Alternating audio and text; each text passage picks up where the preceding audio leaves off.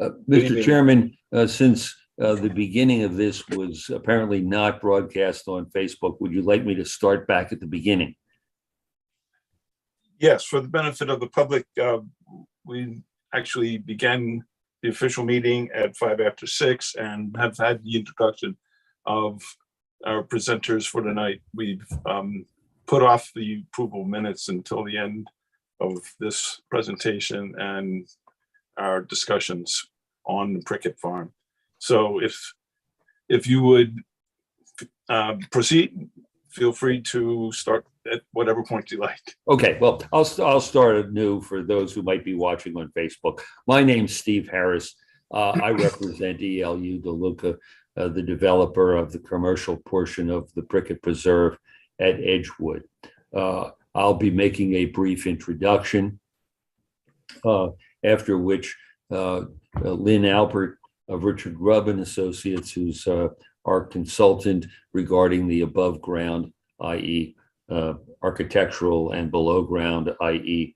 archaeological work, will give a brief summary of the timeline and where we are today in that regard.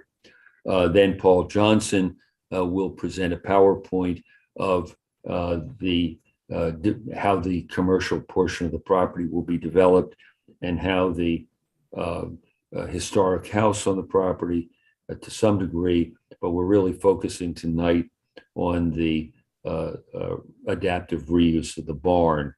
Our request tonight will be that we receive a recommendation of approval of a certificate of appropriateness for the adaptive reuse of the barn. I also have on this call with us Vince DeLuca of ELU DeLuca, the developer of the commercial portion of the property. He'll be available to answer any questions that the board may have. And in addition, Jeff Marshall, who is our barn adaptive reuse consultant, and he's available. I believe that Jim Majewski has shared with you a copy of the PowerPoint presentation that we'll be presenting tonight. My letter of April 1, 2022 to the SHPO, the State Historic Preservation Office, proposing final mitigation measures, the state's Historic Preservation's Office approving those mitigation measures for both the above ground and archaeological resources. And finally, Lynn Albert and Richard Groban Associates, June 8th timeline. You might— If I may interrupt for just a second, Yes. I would, in the interest of moving things along, ask that the background presentations be brief, because we have a timeline that extends only till about 10:07. Then we have to vacate our online presence for the next meeting. Okay. Thank you. Yeah, we'll do that. I think an important issue is, why are we in front of the HARB, given the fact that Prickett Preserve at Edgewood is not in an historic district? And the answer to that is that the ordinance that created the mixed-use district says that the applicant will apply for a certificate of appropriateness for the preservation and reuse of any historically significant building. And as I said, that's the reason we're here. We're focused tonight on the barn. The root cellar, which is also being preserved, is just being preserved. It's not going to be adaptively reused for anything. And we recognize that we have to come back before you when we have plans for the house. There's no significant changes contemplated, but we don't have a tenant, and therefore we will be back to you when we get to the house. And then the final plan approval requires us to submit this application for the adaptive reuse of the house and the barn, and that's what we're doing. So taking your comment to heart, I've compressed my usual overly wordy remarks, and that's why we're here. And I'd like to introduce Lynn Albert with Richard Groban Associates. There has been an enormous amount of work, both on the archaeological significance of this site and the what they call above ground. And I'll ask Lynn, again, taking your comments to heart, to make a brief recitation of what we've done, because it is truly significant. Lynn? Hi, everyone. I will, as we stated, try to keep this brief and to the point, but Richard Groban Associates, RGA, has been assisting with the state level regulatory compliance for this project since early 2020. So after some initial consultation, the PA SHPO asked for archaeological survey and architectural survey.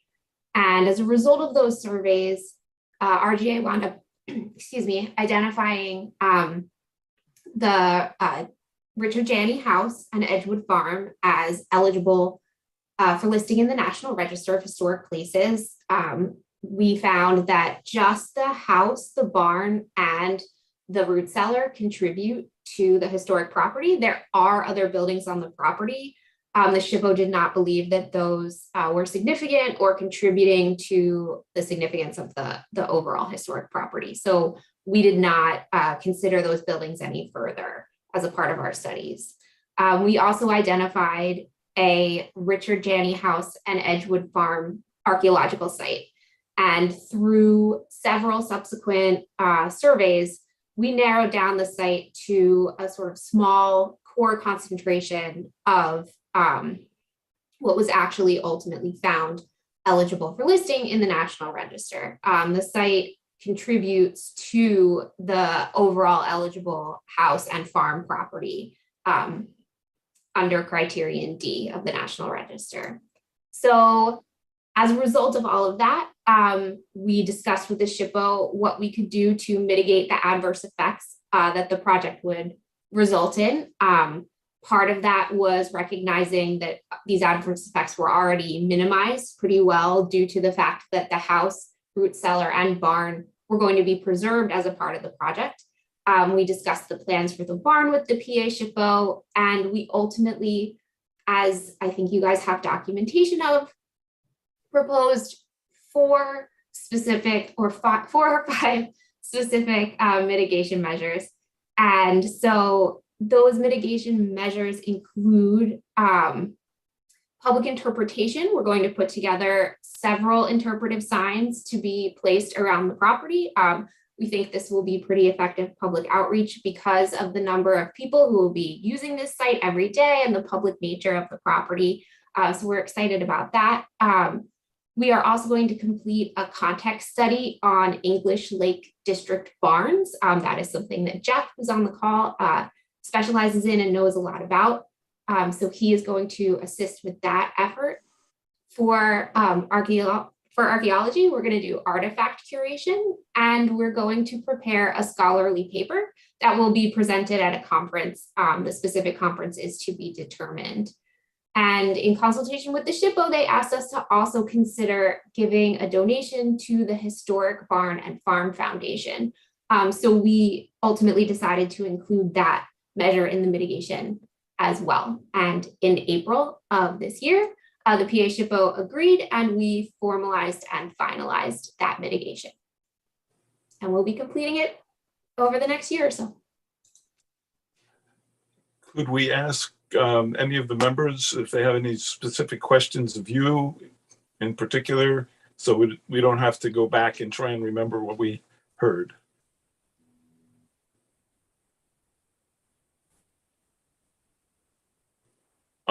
Members of the board, any questions? I have no questions. I don't have any. Okay, I would ask that your study information, though it might have been submitted to SHPO's, could be made available to the township. Jim, could you make sure that that becomes available to anybody who's going back and asking for the background on this, since we are assured that SHPOs did a great job in evaluating it, and the items that were used as, I guess, the mitigation that were listed in your letter are appropriate. I will make sure that we have that information available to everyone. I'm just compiling it all to try to put it in a format that is easily digestible. Thank you. So if you could, next person can move along, it would be great. I believe that will be me. I will go ahead and share my screen. Can everybody see that okay? Introduce yourself, Paul. Yeah, sure. I'm Paul Johnson from Bart Partners. We are the architects on the barn renovation and addition for the DeLuca property. Little background on the project. The original farm is from the early 1700s. It's been owned since 1962 by the Prickett family. They've been actually using the barn as a antique store currently, and it is still actually, I believe, active at this time. I have a couple images here of the existing barn as it stands currently before any redevelopment. So you can see it's a basic stone barn with a couple little wood additions on the front of the building that have been added at different times of the barn's history. This is an overview of the entire Prickett site, focusing on the area where the existing house and the existing barn are. And you can see the other buildings that are on the site that are going to be removed as part of the entire project here. This is an overview of the end use of the project, which would be a apartment community to the east, a grocer to the north, and then retail area, smaller retail buildings surrounding the existing barn and house areas.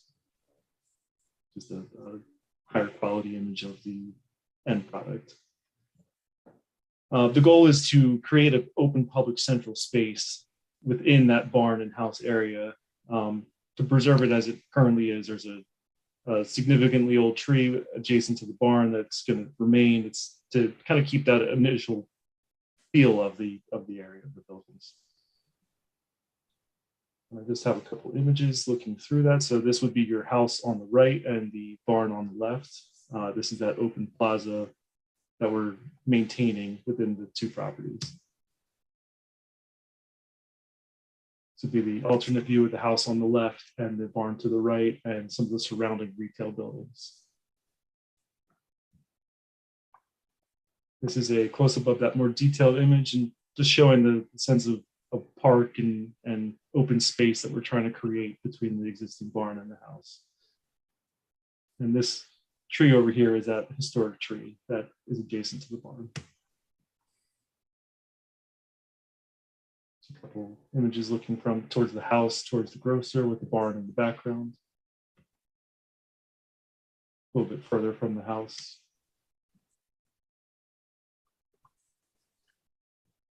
So the idea of the barn is to expand it into use for a future restaurant. So the main square of this plan is the existing barn as it currently stands. Everything beyond that would be an addition of either interior space for restaurants or exterior decks that tier down to the grade around the building. The goal is to really not affect the interior layout of the barn, not move walls. I mean, we're adding to it to create bathrooms and some of the restaurant space, but the idea is to use it as it is without making any major modifications to the building that couldn't be undone. The barn does have an existing second floor that's going to remain active, existing stairs. It'll just be used as additional restaurant space. But this would be a view from the central plaza with the barn in the back. And the idea of the addition is to create a glass box around the barn. That way, if you're outside of the building, you constantly are getting a view through the addition with the barn constantly as the backdrop of the entire building. We wanted to try to make the addition go away as much as possible to really highlight the barn as the primary feature here. This shows some of the tiered decks that eventually meet down with the open plaza area. This would be another view of the back of the building with those open decks, with the barn again as the backdrop. Same view just along the sidewalk that'll eventually surround the barn area. And again, you can see that goal is to create the glass box around the barn. This would be the alternate view looking from the north side of the barn and the retail area. Again, same idea carrying through the entirety of the addition is that glass box and minimal obstruction of the barn itself. And that's the northern view of the barn where you really don't even perceive the addition, which faces more towards the south in the open park area. So that's the general overview of the addition we're looking to add to the barn for the restaurant use. Is there an image that you would like me to scroll back to for discussion? Well, this presentation has been distributed by Mr. Majewski to the members. Hopefully some of them are able to get it up on the screen. Certainly been very thorough and worthwhile. I'm sure since this is the architectural portion and we are the Architectural Review Board, this might be a place where we should perhaps talk a little bit more. So are there any of the members of the board that have questions or comments about what's been presented so far, if we may?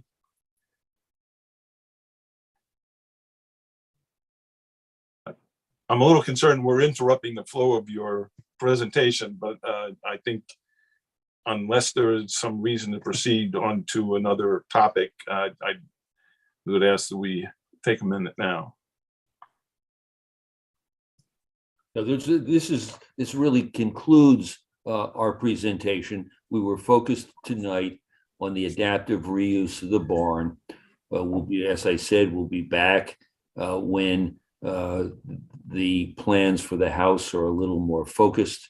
But what we're hopeful for is a recommendation of approval of the certificate of appropriateness so that we can go to the Board of Supervisors and request the certificate and then move forward with this adaptive reuse. Thank you, Mr. Harris. Are any of the members up for questions? Yes, this is Jennifer Stark. Would you please elaborate on the materials of the addition? There you go. I'm pleased to see the distinction between the historic architecture and the contemporary addition. I like the visibility to see through. I would like to know more about the components of the new addition. Sure, it'll be all aluminum storefront glass for the most part, with supporting walls that are a matching stone to the barn itself. And that would be all the lower tiered deck areas we've wrapped in that stone, as well as along the adjacent sidewalk to try to at least tie the two together. And then the main bandings that you're seeing are just a metal coping, essentially, that just caps the roof, which is a flat roof to minimize the impact.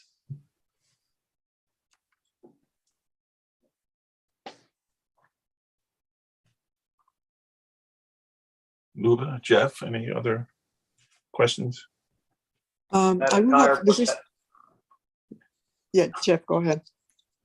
No, I just was wondering, is that a whole entire glass area enclosed? It is enclosed, yes. There will be access points to access the exterior decks from the interior, but it is entirely enclosed, yes.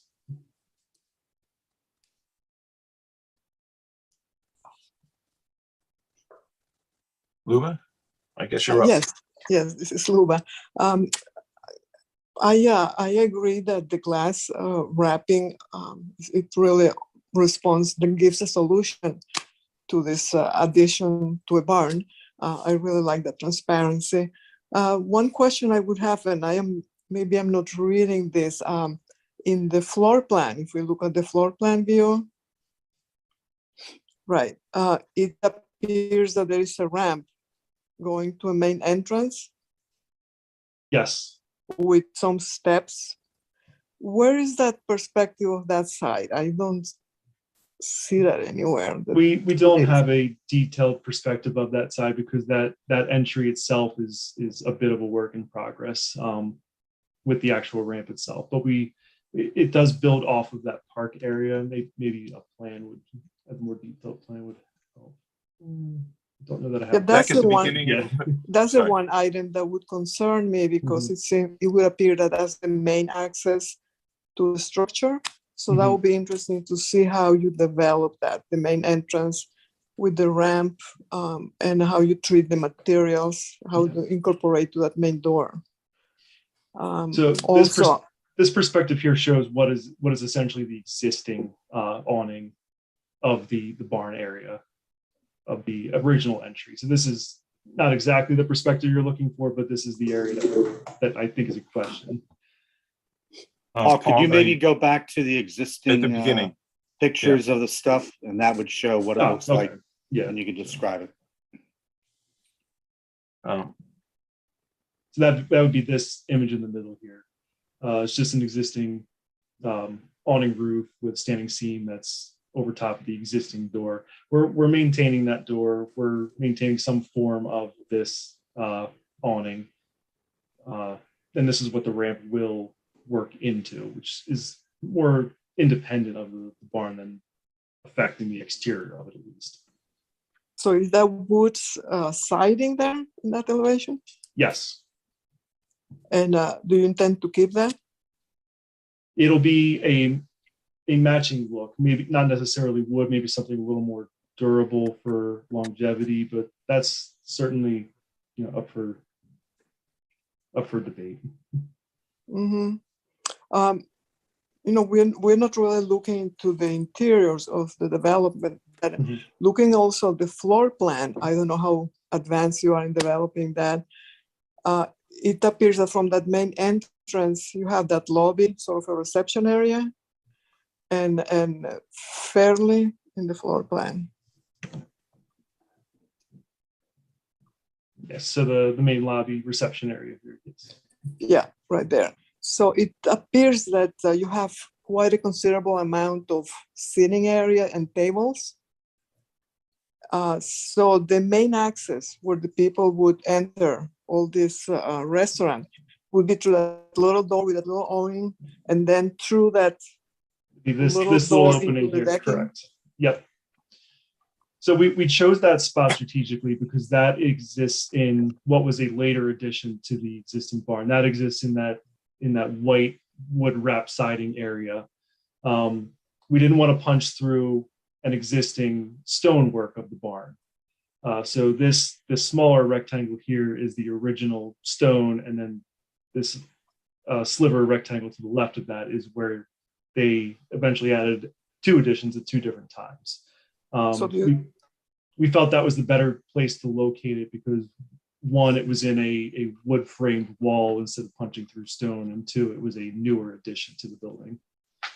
So you think that's a sufficient connection through all these sitting tables and sitting area, that little door to go and pay the bill or exit? We do anticipate that. We are thinking that the back entry of this will function as a separate entrance to the building. But most of the program of this is focused towards the park area, with the back of the house here being more of the kitchen area.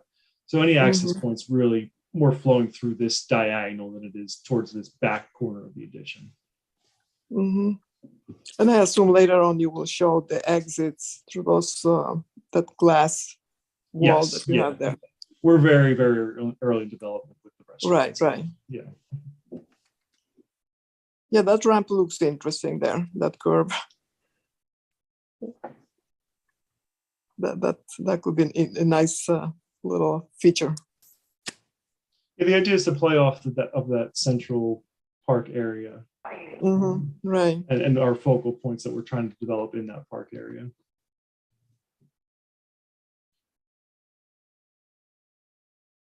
Luba, are you Yeah, kind of wrapped up? I'm wrapped up. Yes, thank you. All right, I've got a kind of a list. I hope you'll bear with me. And these aren't in importance order, but clarification for the grading.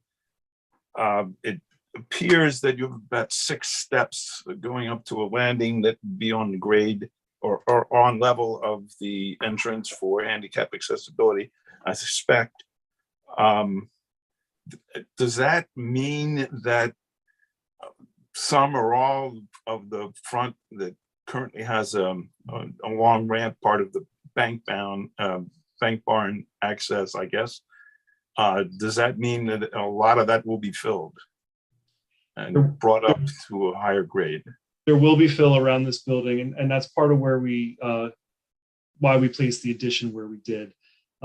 It creates a buffer between the existing barn and the addition that we're adding. So there is a basement to this area that's used for the restaurant, but any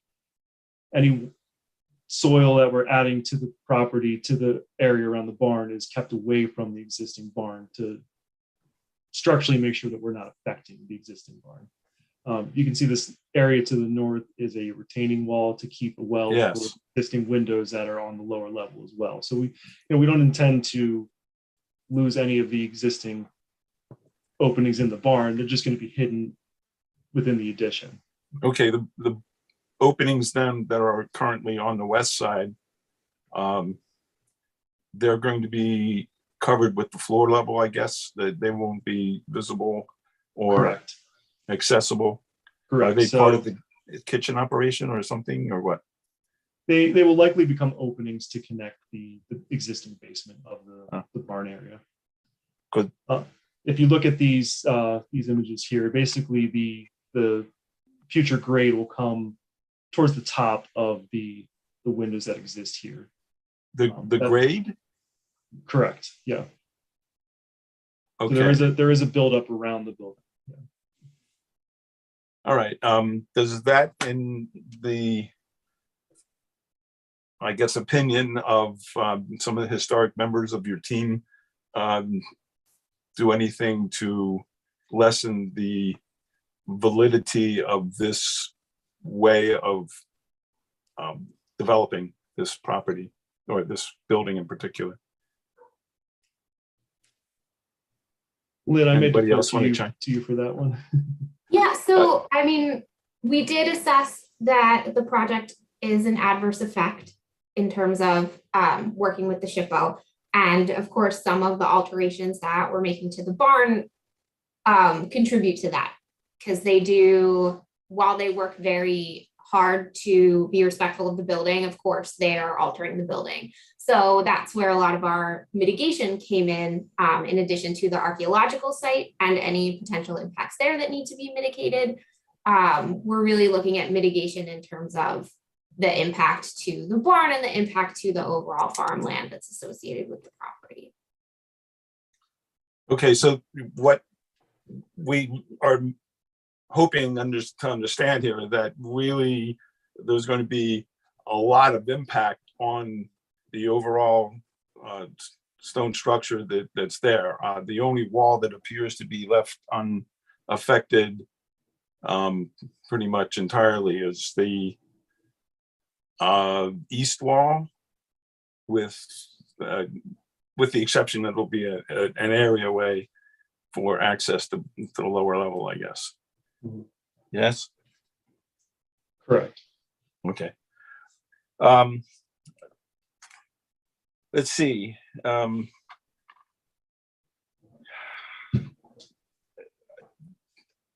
The following comments really have to do with the visual impact of what you proposed here. And I think I'd like to start by saying that I've had some input from other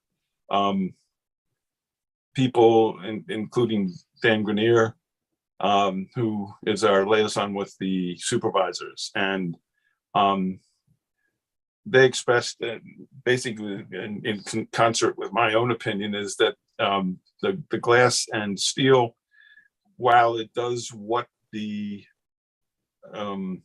historic relationship to buildings that are new sections that go to the buildings should respect those old ones. I'm afraid though, because it's such a big flat part that is being added on here, that maybe it's this large plane of the roof. It's coming up hard against the side and reducing the impact from what, in the case of the piece that you're showing, the picture that you're showing now, is really what you can see from the road. So if there's going to be any visual access from people driving along the street, this is it. It would seem to me that if you're going to highlight the stone, that you'd figure out a way to maybe make a bigger glass wall with a maybe a slope on it that says, okay, this is what's there, and we're going to put this glass tent around it so that we can actually see it. Or maybe something entirely different, like saying, put an adjacent building that is part of the restaurant that helps to kind of define the exterior court and will allow it to kind of read separately, and then put a glass divider or a glass connection that will say, okay, this is the new thing that we're building, and has maybe 2,000 square feet of eating area.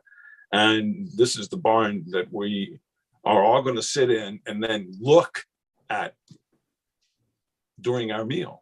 Because right now it's kind of everybody's outside looking in, and I'm not sure that that's necessarily the way to highlight the historicity of this space. I'm thinking of an enclosure, maybe of stone, or maybe of stone with modern materials, glass and steel as well. And certainly that Western exposure to be a little bit more generous with its view of what's happening in that space. I'm also kind of wondering, and this is another item, what happens in that glassed-in section on the southern exposure that is, because we took down all the trees, pretty exposed to solar incidents, and maybe might actually be uncomfortable to the point where they would put up something on the inside to keep it from getting too hot, and thereby reducing our access to the visual thing as well, the let's say main exhibit here. So there's a question of how that works. One of the things that I kind of thought of was to make it a little bit lower and put sod on the roof, to bring it back, kind of relaying it to the ground that we've taken away from farming now, or in general exterior pleasant aspects of the site, and putting it back up there, and maybe even putting some seating area up there, and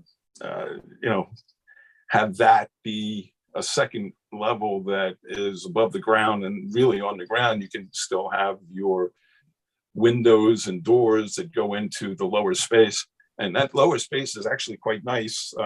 When we did a survey, when we walked through, that was unbelievably carefully done with concrete and new supports for the spaces above. So I guess the main thing I'm coming up against is the juncture to the barn. It looks to me like this just basically goes bang into the side of it all around, and you're left with one wall that's exposed and the other wall that is not really the historic part of the barn. It was a shed addition that was put on it later. time, and probably by the people who were using it for commercial purposes. And finally, and this might be the big one. One of the things that we normally require, before I move on, there was one other aspect. I mean, on the south side, we have those big doors that looks to me like you're closing in with stone. I don't know what it is, but it hasn't been portrayed very well because you really can't see much of it from the level of your sketch, your rendering. Yeah, the south southern exposure. Next one, I think. This one is this one you're That talking one, about? yeah. Yeah. So there's big doors that are in that wall now that seem to be gone. They What are was the intent? they are within the existing building still. On both levels, there's big doors. Where are they? They would still be above this roof. You are correct. Yeah, they are not showing it the detail of this rendering, but they do exist above this roof. Okay. Well, I guess that comes to the part of I was going to put the main point of our decision making tonight is that for most of our projects that come in for review, we demand some pretty stringent documentation of what the materials are that are going to be used. And you're saying this is a work in progress. So really the consideration of what that siding would be on that shed addition, and how you're going to deal with the actual coins that are going up that corner that's exposed in your current view. As well as the details of how it's going up against the barn. Those are pretty critical things in terms of the architecture of the space. The devil's in the details. But if you say, okay, we're going to use glass, but instead of using regular glass, we're going to use occluded glass, so that similar to stuff that's been produced by Certainty, there's the photoelectric internal screen that shuts off the lighting to the space when it instead of having a blind or a drape, so that looking in as you have in your current view, you would have just an occluded glass. And what that does to the whole project in terms of the visibility and being able to see the stonework is thing. So I have a number of big questions, the caveats, but and you've heard them just now, but the biggest one I think has to do with the fact that I don't think that what you're requesting tonight, the approval or the recommendation for historic authenticity or whatever it is. Excuse me for losing my track there. But what we really need to have is all that stuff, all the details to say, this is how you're building it, and this is what it looks like, and this is what we approve. Mr. Harris, can you understand that? I hear you. Yes. A certificate of appropriateness. Yeah, the certificate of appropriateness is what we're requesting. Yeah. Or I should say, a recommendation of approval. And you've indicated that in order to make that recommendation, you would like more detail about the materials, how the materials are being connected to the existing barn, and some consideration of some of the concerns that you had regarding the lower level is what I heard. Well, that as well as the visibility of the stonework and the use of that flat plane that goes into the side of the barn without really looks like without differentiation, without a break, and that really kind of upsets me the most.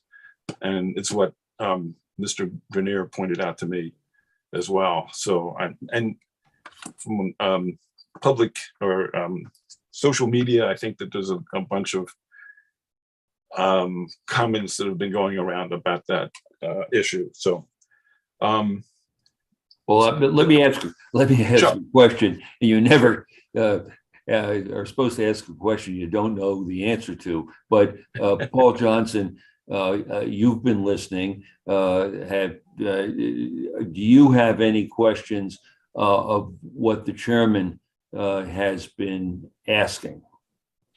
So that we have clarification on that you understand what he's asking about, so that we can come back and answer those questions specifically. No, I understand what he's asking. It's a greater level to determine what we're showing for what is essentially a schematic idea at this point.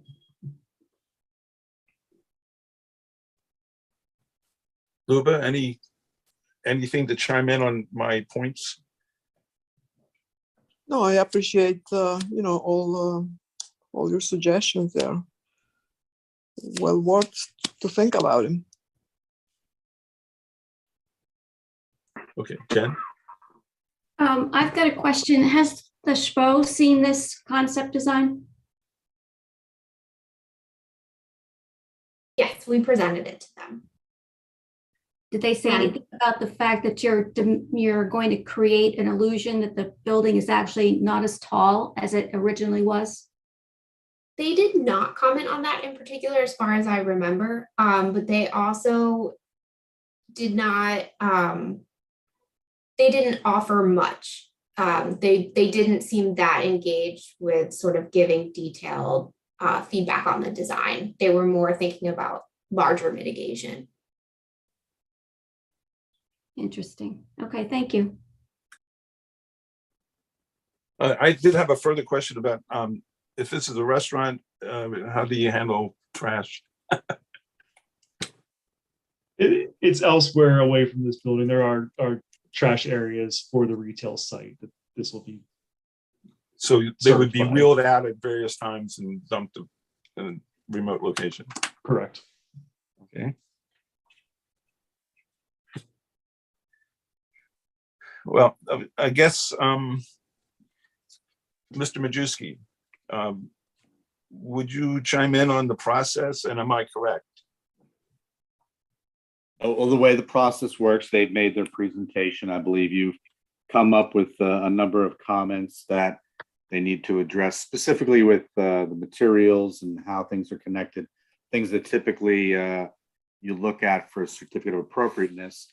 And if they're ready, they could come back to the meeting next month, which I believe would be the second Tuesday in July, which is July 12th at 6 p.m.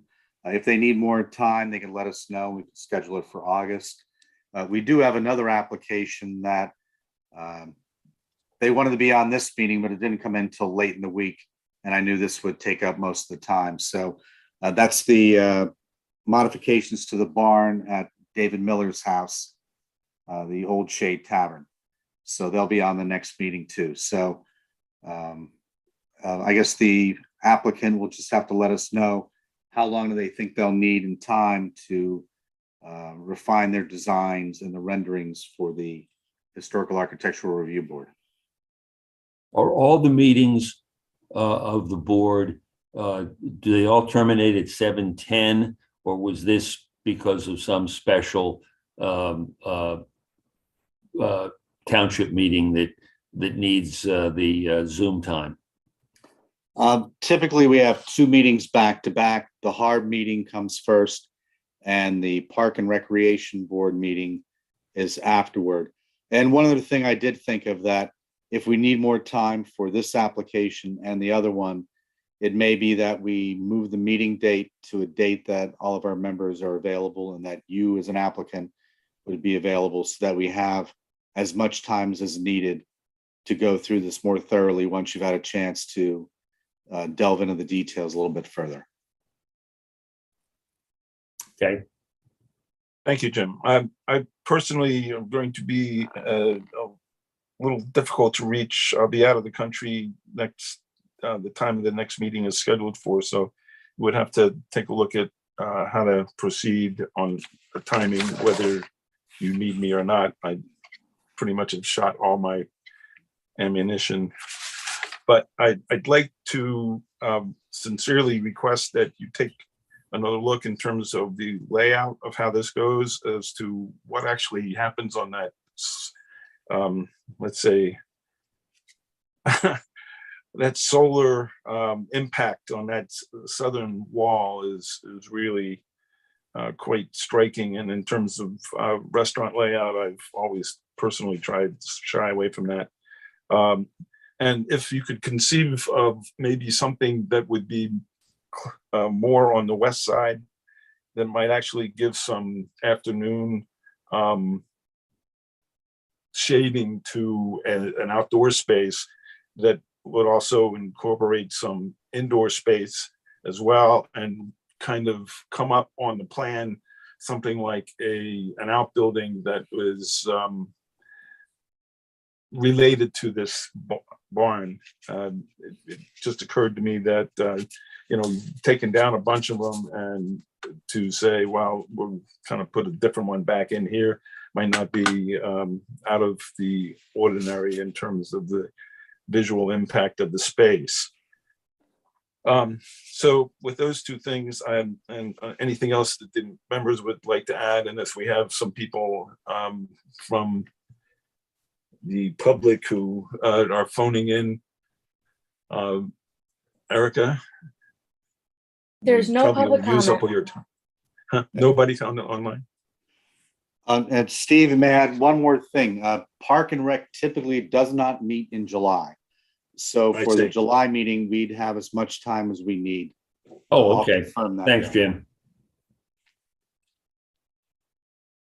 All right. I think if any of the members have any final remarks, we're getting close to our closure time for today, but if you have a final sum up kind of thing. Jennifer, Luba, Jeff? Okay. Well, we appreciate the time that you have taken to review the presentation. We appreciate the comments. We'll consider them carefully. We hope to be back on July the 12th. And we will continue to work forward to make this project what we think, and I think Lower Makefield will think is a wonderful adaptive reuse of this barn. Thank you all. Well, thank you for your very thorough and insightful presentation. It's certainly in keeping with the kind of things that historic architecture is expecting to see these days, because we don't want to mess up the really nice original piece. So I think we can certainly understand your approach. If you can keep in mind the questions we've raised, that'll help.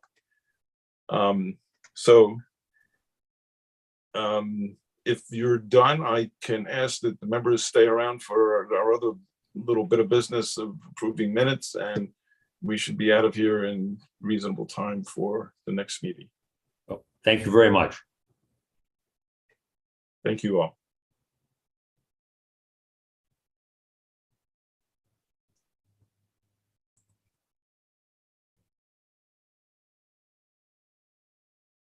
Well, ladies and gentlemen, has everybody had a chance to read the minutes from the last meeting?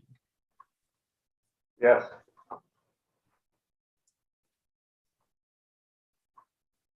And does anybody want to offer an approval motion? Make a motion to approve the meeting minutes from the last meeting. That would be April, is it? Jim, April, I don't have it up right now. Yeah, I don't have it in front of me. You just say the last meeting. Okay. I'll second it. Thank you. So all in favor? Aye. Aye. Aye. Thank you. So the minutes are approved. There's one other little bit of business I would like to bring up and address to most of Mr. Majewski. I sent a note in one of my emails about the video screen signage that has been attached to the charging port in front of Giant for EV, I guess. They didn't bring in any kind of sign permit. So that is not located within the historic district. Harb's only purview for the two shopping centers as part of the development agreements were for the buildings that were there. and the signs, So, yeah. Yeah, so well, I think it was just the buildings. Well, we've always been reviewing signs, so Well, I there's guess signs on the building. I see. Yeah. I hope you see my point about the fact that now we not only have lighted signs in our commercial area, which has kept them out up till now, but aside from open and closed signage on the shops, we now have Pampers and peanut butter visual screens, aside from their own advertising, which is fine. It might be something. Steve, I know bring there up. was that second agenda item. You had wanted to make Oh, yes. recommendations there's on time. that stuff. I don't think there's time. I did take a long time and review the written part first, but I'm not sure how many others have. Did anybody get a chance to at least read the three important directives at the beginning? Okay, let me urge everybody to do that. I would say if we deal with it next time or sometime during the summer. My suggestion is that we request a meeting, because who else would know more about architecture than a few architects and a builder, and how to perhaps maybe come up with a plan or be part of the planning for the use of that space in the Patterson Farm in particular. But I don't think we have time to deal with that tonight, so can we table that again? Do I hear a motion?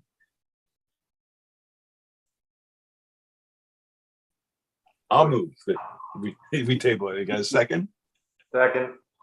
Okay, all in favor? Aye. Aye. So if Yeah, everybody Steve, gets a if I chance to may- read it. I'm sorry. If I may, the Board of Supervisors also earmarked some money to actually do a master plan for the whole Patterson Farm. So one of the things that will be done is they want to look a little more closely into how they could adaptively reuse any or all of the buildings that are on the Patterson Farm and the Satterthwaite farmstead, because that goes into, if you can find a use for it, then you can figure out what you need to do and what you need to spend to modify the buildings for any kind of uses. Big question. Yeah, thanks, Jim. So we can entertain a motion to adjourn and get out of the way for the next meeting.